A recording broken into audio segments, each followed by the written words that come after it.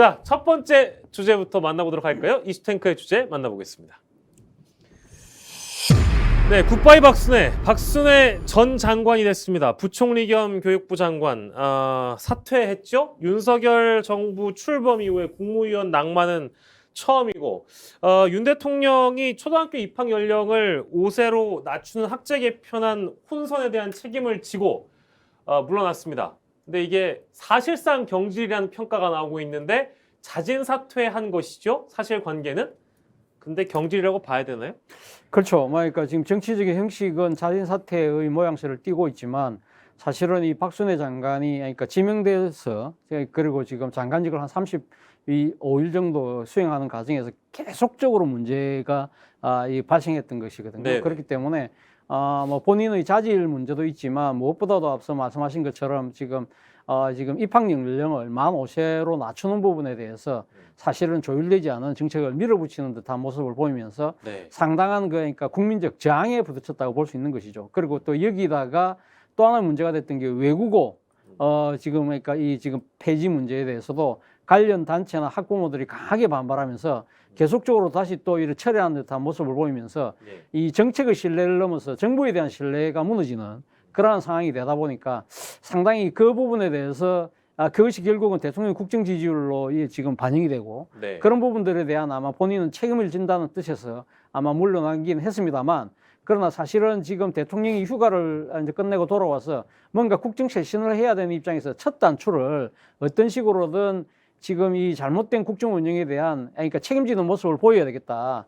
그 하나의 상징적인 조치로 아마 박순애 장관이 물러났기 때문에 사실은 대통령의 뜻이 상당히 강하게 담긴 것이 아닐까. 그렇다고 한다면 사실상의 경질이 아니냐는 해석이 저는 뭐 합리적으로 보입니다. 예. 국무위원으로는 첫 번째 낙마, 장관급으로는 여섯 번째라고 하는데 그동안 누가 낙마했던 거예요? 그럼 좀 정리를 해보자면 김영기 대표. 네, 이게 뭐 유쾌한 정리는 아닙니다만 정리해드리면 다양한 사유로 이 고위공직자까지 범위를 넓히면 이제 여섯 번째 낙마라고 할 수 있겠습니다. 1호 낙마자는 아마 기억하실 텐데 아빠 찬스 논란으로 지난 5월 3일에 사퇴했죠. 김인철 부총리 겸 교육부 장관 후보자.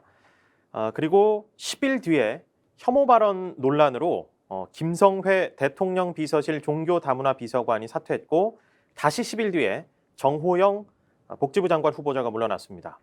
또 박 부총리가 임명장을 받았던 지난달 4일에는 검찰 수사 대상에 오른 김승희 복지부 장관 후보자가 또 사퇴했고요. 그러네. 정부 후보자에 이어서 같은 정부 부처 장관 후보자가 연속 낙마하는 사태가 벌어졌죠. 네.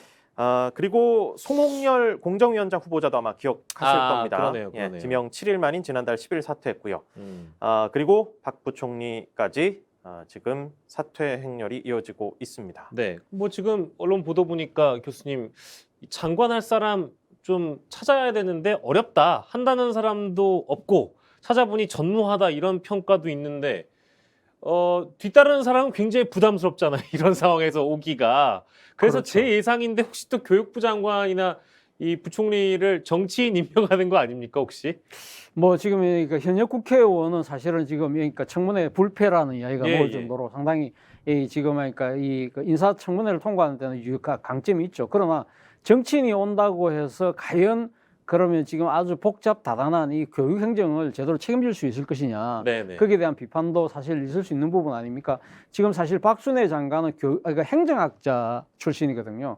그렇기 때문에 사실은 이 교육 분야의 전문가는 아니에요. 근데 문제는 그러니까 그 역대 교육부 장관에도 모든 장관들이 다 교육 전문가는 아니었어요. 그러니까 말씀하신 것처럼 예, 예. 상당히 정무적 관리가 탁월한 정치인이나 아니면 사회적 명망가들 아니면 사회 그러니까 지금 대학교 이 총장을 했던 분들 이런 분들을 많이 앉혔는데 네. 사실은 그러니까 이 소위 말하는 비전문가가 온다 하더라도 그 최소한 그러니까 지금 관료그룹에서 뒷받침할 수 있는 그런 조직을 만들었었거든요. 예를 들면 교육부 차관 뭐 그러니까 지금 차관보 이런 식으로 그러니까 교육 관료들을 딱 그 백업을 시켜줘서 그러니까 지금 상당히 그러니까 이 교육 행정은 잘 모르지만 이 정무적인 능력이 뛰어난 장관을 이렇게 뒷받침하는 그러한 식의 포맷을 짰는데 이번 정부 같은 경우는 장관, 차관, 차관보까지 다 외부 인사예요. 그러니까 이거 차관과 그러니까 차관보 같은 경우는 그러니까 관료 출신이긴 하지만 예.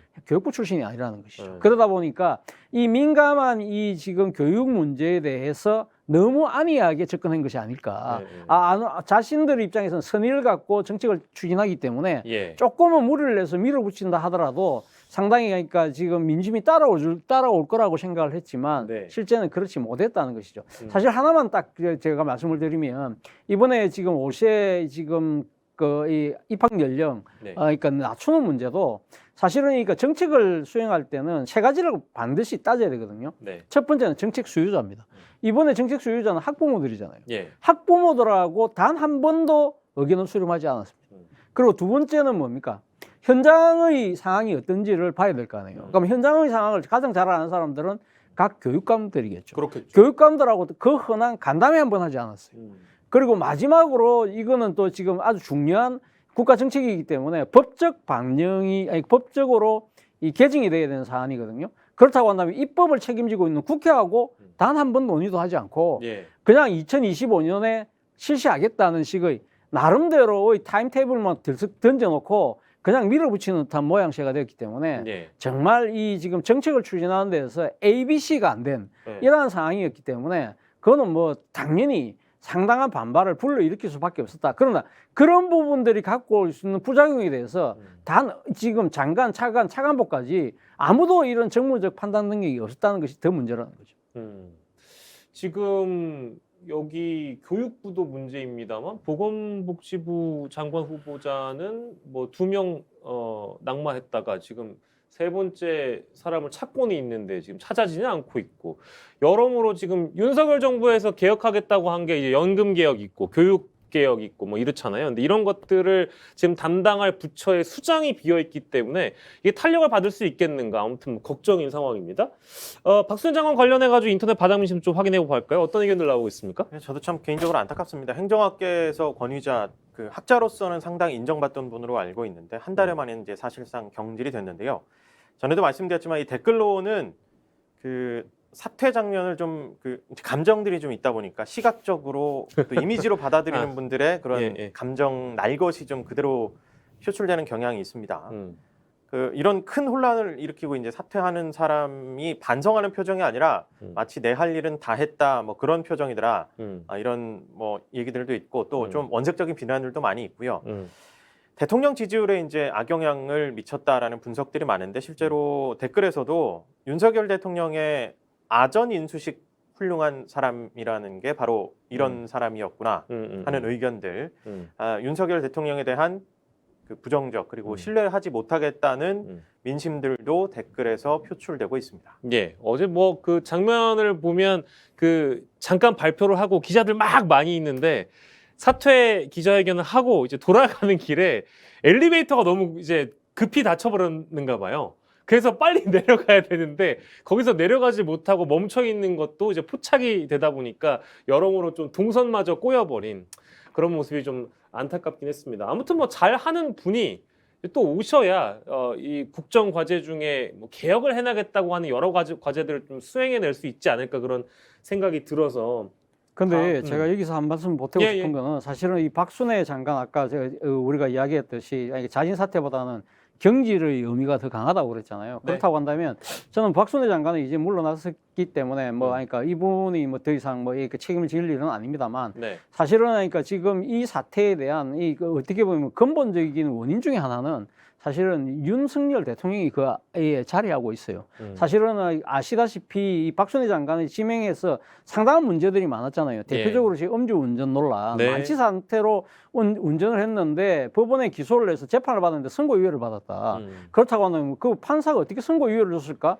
그 부분에 대해서 제대로 된 검증이 없었어요. 그리고 맞습니다. 또 하나는 이 지금 이 논문 표절과 관련된 이 이야기들이 끊임없이 제기됐거든요. 근데 본인은 그러니까 중복 게재했던 걸 몰랐다고 그리고 지금 관련 학회에서는 앞으로 당신 논문 안 받아주겠다는 이야기까지는 했는데 본인은 몰랐다는 식으로 계속적으로 이야기하고 있는데 관련 공문들이 계속적으로 나왔던 상황이고요. 또 네. 하나는 자신의 쌍둥이 아들이 있는데 아들이 그러니까 유명대학을 갈 때 학생부를 상당히 그러니까 지금 학생부 전용으로 간 케이스인데 학생부를 아주 유명 사설학원에서 고쳐줬다. 음. 이 부분에 대한 여러 가지 정언들도 나왔는데 끝끝내 본인은 몰랐다고 이야기했거든요. 음. 근데 이런 비판에 대해서 윤 대통령이 그러니까 임명장을 주면서 뭐라고 이야기했습니까? 야당과 언론의 비판에 뭐 그걸 상당히 질책하면서 나는 박순애 장관 잘할 거라고 생각한다는 식으로 이야기했고 그날 당일날 도스태핑에서 이런 장관 봤냐 전 정권에서 이런 식으로 이야기까지 했거든요. 그리고 네. 더 큰 문제는 사실은 아까 우리가 이야기했던 입학 연령 그 지금 만 5세 이하 그때 업무 보고가 끝나고 난 뒤에 대통령실에서 나왔던 메시지가 대통령 워딩이라면서 소개한 것이 신속히 강구하라 했어요.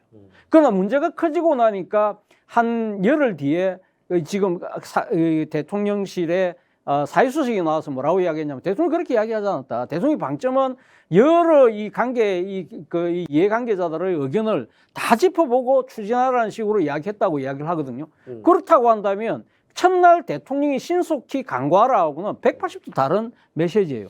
그렇기 때문에 많은 이 유관단체들이 상당히 우리 의견도 들어보지 않고 막 밀어붙이네 라고 오판을 했다고 한다면 그 오판의 가장 큰 결정적인 당사자는 대통령실이라는 거죠. 그렇습니다. 거기에 대한 책임을 이 대통령실에서 나름대로 지지 않는 이상은 이 사태는 또다시 반복될 수밖에 없다는 게 제 생각입니다.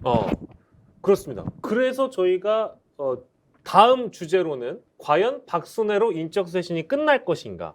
대통령실에도 책임이 있는데 그 근간을 바꾸지 않는다면 이 문제는 또 반복될 수 있다고 차주현 교수께서 지적을 해주셨어요. 자, 저희가 얘기 나오는 사이에 더 좋은 정치연구소장 정호진 소장님 오셨습니다. 네, 안녕하세요. 오시느라 고생하셨습니다. 2시간 걸렸습니다. 진짜요? 일찍 나오셨는데 어디가 이렇게 막히던가요? 지금 뭐 노들길 자체가 아예 지금 뭐 정체입니다. 그냥 구간 다 멈췄습니다. 통제돼 있어서요. 예. 자, 우리 굿바이 박순애라는 주제를 가지고 얘기 나누고 있는데 총평해 주십시오.